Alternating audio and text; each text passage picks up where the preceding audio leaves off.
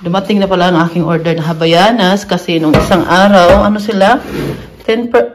Extra 10% at ito mga sale na naman itong binibili ko at ano pa, free shipping pa. Kaya, di ba, hindi ka malulugi. Binilhan ko din yung pamangkin kong isa. Wala pa pala siyang chinelas. Papakita ko po sa inyo. Ang ganda po nito. Tig 11 euro na lang isa na nabili ko. Pagbukas mo pa lang, ganyan na yung makikita. Sobrang ano talaga ngayon.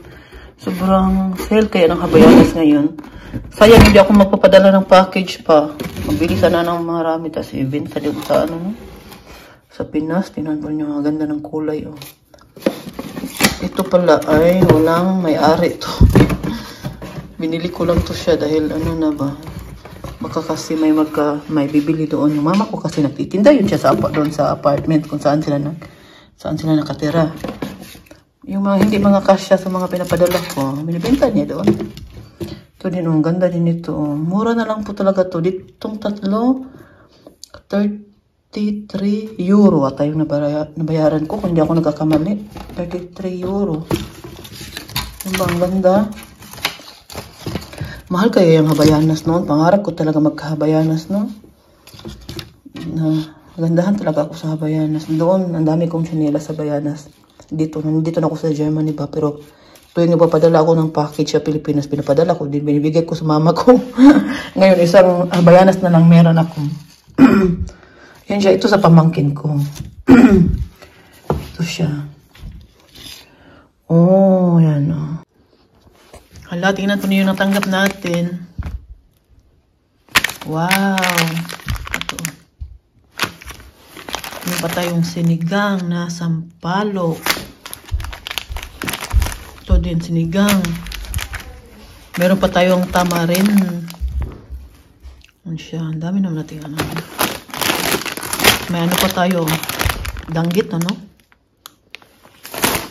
Ito, pansit canton, isa lang to. May sardinas pa tayo. Meron tayong tosino. At itong hotdog, Filipino hotdog, na-try ko na po ito. Hindi siya katulad ng lasa sa atin. Pero okay na din. Pag kinain mo to, para ka na din kumain ng hotdog sa atin. At meron tayong okra, talong, ampalaya, meron din tayo nitong malunggay, at meron din tayong kalamansi. Ito, paborito ko talaga to. Hala, pwede na tayo bukas magluto ng tinulang manok at saka pinakbit, di ba? Perfect to sa pinakbit tong tatlo. Magpinakbit tayo bukas. Ayan, dami nating natanggap. Uy, so, salamat sa grasya. Meron pa, oh. Buldak. Meron pa pala, oh. Ang paborito ni Martin, banana ketchup. Wow. Sana all. Ngayon, nandito ako sa baba. Dahil sinabi ko na po sa inyo kahapon na nandito na si Oma. Ngayon, katatapos lang niyang kumain. Ibibigay ko na yung gamot niya. Yung gamot niya, hindi na pwede na siya lang ang yung siya lang ang hayaan mo lang siya, dapat binabantayan kasi minsan nakakalimutan niya ilunok yung gamot. Kaya binabantayan ko siya para mainom niya talaga sa tama yung gamot ni Oma. Biglaan lang tumawag yung hospital kahapon. Yung bago na kalabas yung araw-araw naman kami pumunta doon. At tamang-tama na kahapon, 1 week siya sa hospital. Buti na talaga na nadali si Uma, nadala namin agad doon. Tumawag kami agad ng ambulansya. Kasi, pag infection kasi, delikado ba yan? Diba? Lalo na yung time na inubos siya. Kaya, tama lang talaga yung ginawa namin ni Martin. Kahit merong isang taong nagagalit sa amin. Hindi po yan sa YouTube. Yung sinasabi ko na may tao nagalit sa amin. At nagalit pa siya. Bakit pumayag si Martin na operahan si Uma sa puso? Dahil mga doktor daw, pera lang daw. Dami niya mga sinasabi. Kaya, sinunod pa rin namin yung sabi pa rin ng doktor. Kasi yung mga doktor, sila naman nakakaalam. At si Martin, hanggat meron pang pag-asa na yung mama niya mabigyan pa ng mahabang-habang buhay, meron pang mga na makita pa niya yung mga apo niya. So, sinunod namin yung doktor at hindi din kami nagkakamali dahil ngayon, nakauwi na si Uma. Nung pag-uwi niya kasi sa galing hospital, wala talaga siyang lakas nung time na yon. Kasi naintindihan ko din bagong opera. Tapos, nag-start na din yung mga trangkaso niya. Ngayon, katulad noon, hinalayan ko lang siya pag tatayo siya, punta sa kanyang toilet. Kasi katabi lang naman yan sa ano niya, yung ano niya ba, katabi lang naman yan sa bed niya. Nakaya niya, pero papunta sa bed, kailangan ko talaga ng tulong ni Martin para si Uma mapahiga namin ng maayos. Kundi ako lang, kaya ko din naman ako lang, pero depende din yan sa sitwasyon ni Uma kasi nga nagagalit din siya, may diaper kahapon, nagalit na naman siya sa amin, pero hindi masyadong galit. Ano ba? At sandali lang yun. Kaya bibigay ko muna yung gamot niya at papakita ko po sa inyo si Uma. Dito yung gamot niya. Sa nakikita po ninyo, ang dami ko pong nilapad. Pero ano na yan, malinis na yan siya. Ibigay natin guys, kasi napaka-importante nitong gamot ni Uma. Hindi ito pwedeng hindi mainom. Ito yung ito yung Schmerz tabletin. Ito para sa mga sakit na nararamdaman niya sa kanyang likod. Sa kanyang sakit na osteoporosis. Yan ang at mainom din siya ng gamot para sa nahulog na. Sa blood pressure. Ito ay Ramipril. Hindi naman high blood si Uma. Nung nag-start siya nito. Diba, side effect minsan sa mga daming gamot na iniinom mo, tataas yung blood pressure mo. Kaya dapat makontrol. Yan, kaya mayroong ganyan si Uma. Mayroon pang isang sana yun? May bagong gamot kasi si Uma. Ito yung gamot na sa kanyang puso. Ito yung bago niyang gamot. Ito ay Bisolish. Hindi ko mga alam ng mga pangalan ng mga gamot. Ito, dadalhin ko to kay Raquela ngayon dahil ito yung mga nabili ko noong last week ata. Ipadala ko to kay Raquela dahil lapit naman yung Esther, malapit na. Padala ko yun sa amin. So, nakabili din tayo nito, mga pasalubong. May milk ka din. Ito din, happy birthday. Ito yung mga nabili natin noong Pasko. Tag 1 euro na lang to siya sa Ribe. Normally, mga malapit to mag 3 euro kung walang sale ba. Tapos, ano pa naman siya? Hanggang, kailan ba to? Hanggang ano ba to? Basta mga April pa to siya wala ng price. Sa mga April pa yan. Tapos ito, napapadala din ako nito dahil paborito to ng aking mama. Ito, bibili pa ako nito. Mga siguro 6 pa. Ano naman yung madala ni Raquela? 38 kilos. So, marami siyang madala. Pauwi. Ito, hindi ko to siya papadala dahil malata to. Madali lang to siya matunaw, lalo na pag mainit. Alam naman niyo sa atin. Baka pagdating ni Raquela doon, na to lanay na. Kaya di ko na to siya papadala. Iwan ko lang. Titingnan ko. Tatanungin ko sa Raquela kung pwede itong ipadala. Pwede sana, maganda sana to ba? Ipamigay sa mga bata doon. Mga anak ng pinsan ko. Ito din, ipadala ko din to siya. Mag-enjoy yung mga bata nito. Yan, hatid ko siya kay Raquela. At yung ating nabili kahapon na gulay, bibigay ko sa kanya siya magluluto noon. Kaya pupunta tayo sa kanya. Ang bait naman ni Martin. Uy, nagawa siya ng tinapay para kay Uma. Oh, nangga talaga niya yung mama niya. Uy. Yan si Martin. Oh. Siya yung nagawa dahil ako man nagasikaso kay Uma. Hala. Uy, ayaw kauna, uy. Kauna man niya.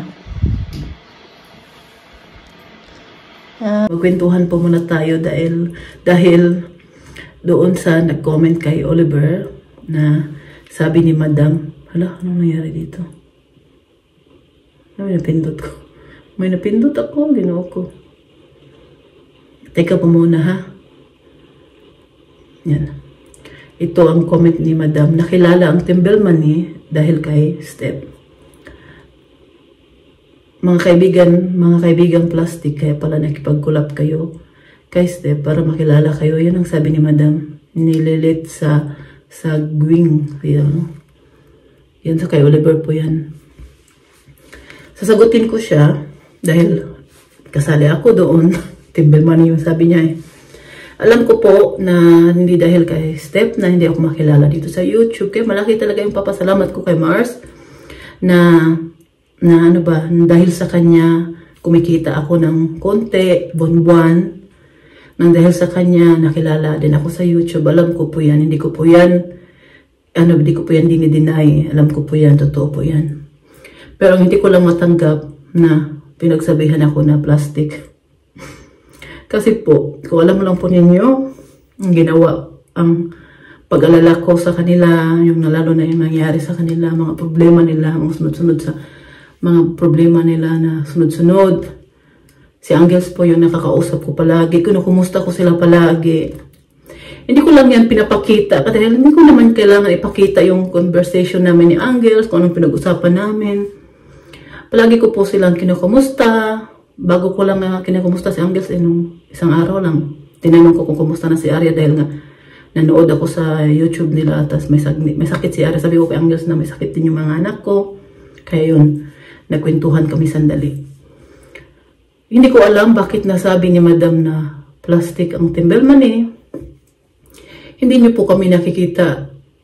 Hindi niyo po kami kilala sa personal. Hindi niyo po kami nakakasama. Tapos po, pagsasabihan niyo po kami ng plastic. Hindi ko po yan matanggap. Dahil po ako po sa sarili ko, alam ko po na kami po magpamili. Mahal na mahal po namin ang Team Blended. At lalo na po, hindi po kami pumunta ng Belgium para siraan po yung kaibigan namin. Hindi po ako pumunta doon para lang siraan si Steph. Kung anong sabihin ko kay Chin. Bakit ko gagawin yun kay Mars? Bakit ko gagawin yun sa kanya? Sisiraan ko sila. Hindi ko maintindihan si Madam na sinasabi niya sa amin yun na plastic kami.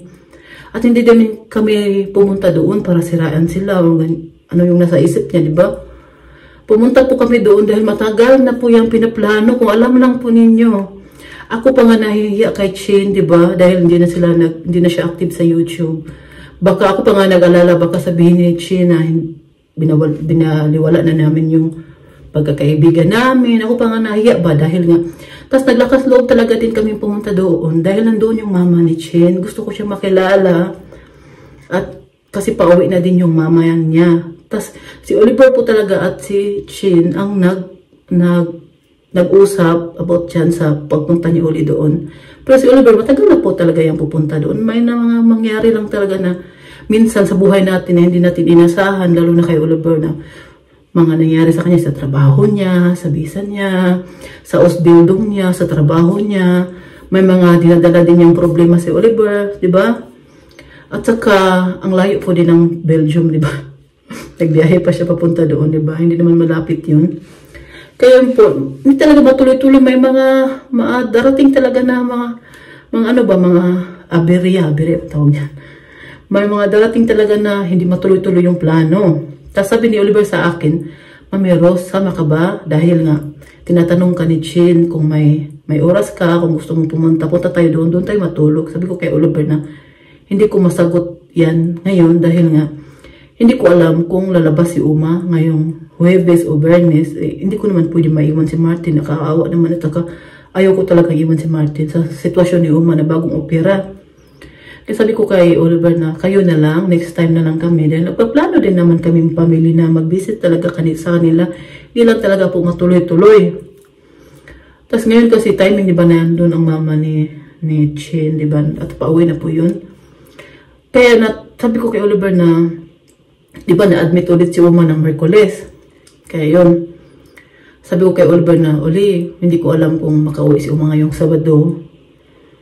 Hindi pa namin alam, malalaman namin ngayong Biyernes. Pagkatapos namin magbisita doon, dahil ipapatanong ko talaga kay Martin kung makauwi si Uma ngayong weekend. Tapos pagpunta namin doon, sabi naman na hindi pa daw dahil marami pa daw klima si Uma sa kanyang dibdib ba. Dahil may bronchitis nga siya.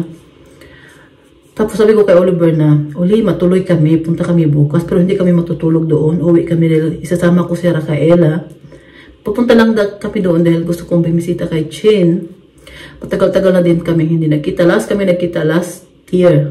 No, last 2022 ata nung summer kanila stay po last year nung mga May ata yun. Nung doon kami sa buwan nung time na yun. Pati yung asawa ni Stefan nandun din nung time na yun. Nung kami lang, di ba nakita po ninyo yun? Last year po yun. Bago nag-summer. Siguro spring ata yun. Yun po. Pumunta siya, sabi ko, duloy kami at na-message din ako kay Chin na matuloy kami. Ang hindi ko lang matanggap ba sa sinabi ni Madam na plastic ang Team Bellman ni, bakit niya nasabi niyan plastic, no? Na hindi naman niya kami kilala, hindi niya kami nakakasama, at hindi din niya alam ano yung mga ginagawa namin sa mga kaibigan namin, paano namin sila pinoprotektahan. Minsan pinapaglaban pa namin sa mga basher nila. Tapos sasabihin niya na mga plastic kami. Hindi lang po ninyo alam, sa likod ng kamera yung mga ginagawa namin. Kaya hindi ko yung matanggap na pinagsabihan kami mga plastic ang Team Bellman. Hindi lang po ninyo alam kung paano kami magtulungan. Hindi porke pumunta doon si Oliver o kami nagsiraan kami doon. Hindi po yan totoo. Ako po, amin ko po talaga. Wala po kaming taong pinag-usapan na sinisira namin yung pagkatao niya. Bakit namin gagawin yan kay Team Blended? Na ano ba, wala naman kami problema kay Team Blended. Maganda naman yung samahan namin sa kanila. Bakit namin sila sisirain? Kahit tanungin pa ninyo si Chin. Diba? Ang pangit lang ng pagkasabi niyo na plastic ang Team Bellman ni. At hindi naman sa porket pumunta doon sa Oliver, nagsiraan na, ganyan, di ba? Grabe naman, hindi naman kami ganyang klaseng tao. Tapos, ilang oras lang din naman kami doon. Hindi nga sana kami, biglaan lang din kasi ngayong pagpunta namin dahil lang din sa, sa sitwasyon ni Uma. At saka po, bakit ko po, hindi lang po ninyo nakikita kung paano ako nag-alala, paano ako nag-alala din kami ng pamilya ko, lalo na si Martin at ako sa nangyayari kanila, Team Blended, mga nangyayari mga problema nila. Nag-uusap din kami ni Martin at saka kinakumusta ko po si Angels. Palagi po kami nag-uusap ni Angels. Siya po yung kinakumusta ko dahil tagal-tagal ko na po hindi nakakausap si Mars dahil wala nga po akong bagong number niya. At nung ni-message ko siya sa bagong number niyan, pero sabi ni Angels, hindi daw yun talaga yung number ni Mars. Bali lang yun lang yung ginamit niya. Binigay sa akin ni Angels, ni-message ko si Mars, sabi ko, "Hi Mars, musta tata?" yung sabi ko. Pero hindi siya nag-reply noon. Kaya hindi ko dinisturbo dahil alam kong hindi madali po yung na mga problema na dumating sa buhay nila. At ang nakakausap ko lang palagi po si Angels. Sila po yung, sabi ko nga kay Angels na tawag niya, marami kang pinag-usapan ni Angels mga problema nila. Hindi ko na lang po sasabihin basta marami kang pinag-usapan. At bago ko lang din po nakausap si Angels, na-message po ako sa kanya na kumusta na si Arya. At sabi ko sa kanila na magpagaling sila dahil nga nakita ko sa YouTube na may sakit sila dalawa ni Arya. Nung isang araw lang nakausap ko si Angels. Sabi ko po kay Angels na kailan sila lilipat. Diba nasabi ko na ito sa akin bago lang ko din ito nasabi. Kailan sila lilipat? Sabi naman na hanggang daw. Sabi ko, sana bago kayo lilipat, makapasyal kami dyan. Kasi nga, sa Bon nga, minsan lang kami makapunta doon. Hindi palagi, di ba? At ngayon na, lalo na ngayon sa lilipatan nila, ang layo na. Hindi na kami basta-basta makapunta. Kaya sabi ko kay Angels na magme-message lang ako. Ano ba yan? Bulol-bulol na naman ako. Magme-message lang ako kasi alam naman po yun dito sa Germany, kailangan talaga ng appointment. Mas gusto ko kasi mapag-usapan kung kailan kayo pupunta. Ayoko kasi ng biglaan. Kasi nga, mismo sa amin dito sa bahay, ayoko din ng biglaan kasi minsan, baka hindi tayo nakakapaglinis, mas may darating na bisita, diba? Nakakahiya. Kaya, mas gusto ko talaga na may appointment na pupunta kami doon. Kaya sabi ko kay Angels, pero depende din sa sitwasyon ni Uma dahil ngayon operahan siya, ganyan. Sana makakuha kami ng magbantay para hindi kami mag-alala na dito sa bahay. Yan ang sabi ko kay Angels. Hindi ko lang pinapakita kasi hindi ko naman kailangan pakita, pero kailangan ko lang talaga ipalabas yung nasa loob ko lalo na sa sinabi ni Madam na plastic kami. Kasi hindi ka basta-basta makapagsabi sa tao ng ganyan kung hindi mo siya kilala sa personal. Kung nakikita mo lang yan siya sa YouTube, sa TV, at saka ilang minuto lang po ninyo kaming nakikita at yung mga pinapakita namin, tapos pagsasabihan na ninyo kami na plastic, hindi po yan pwede.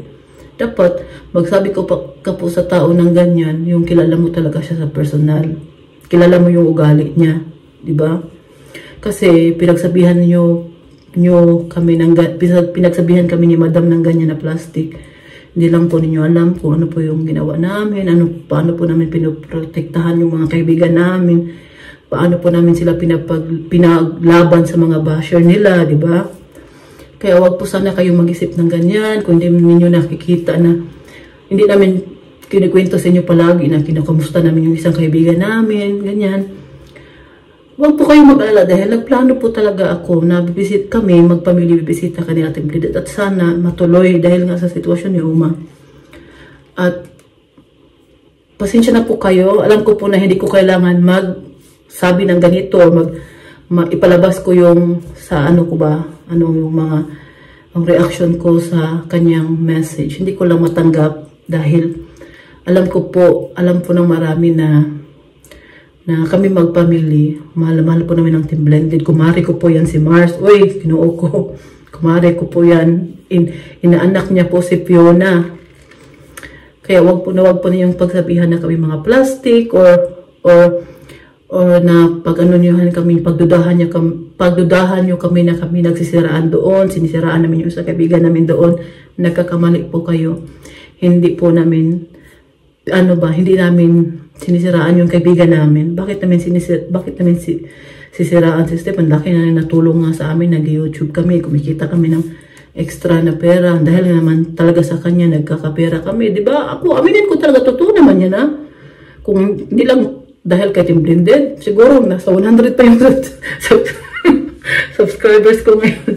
Totoo po yan. Kaya malaki talaga yung pasasalamat ko kay Mars. Sinasabi ko po yan kay Mars, no? Hindi nga niya, sabi niya, ay, huwag ka magsabi ng ganyan, Mars. Uy, hindi ba yan? Ikaw mo yung nagtatrabaho sa YouTube mo. Ikaw mo nag-upload ng video mo. Naalala ko talaga na sinabi yan sa akin noon. Kaya huwag po sana kayong magduda-duda sa amin dahil hindi po kami ganyan. At wala po kaming problema kay Team Blended. May mga contact po kami. Sa ngayon lang, hindi muna namin siya dinistorbo dahil gusto ko po na mabawi po nila yung oras na hindi nila, marami kasing oras na nasayang na yung, di ba, yung 3 buwan na hindi sila nagkibuan ni Angels. Tapos, kung pupunta na naman kami doon, sasabihin na naman, nandyan na naman yung mga kaibigan mo. Alam naman nila na bago lang kayo nagkaayos, di ba? Alam ko talaga, may magsasabi po talaga ng ganyan. Kaya, saan na lang ba tayo lulugar, no? May ganyan na magsasabi ng ganyan, hindi nila pakikita doon.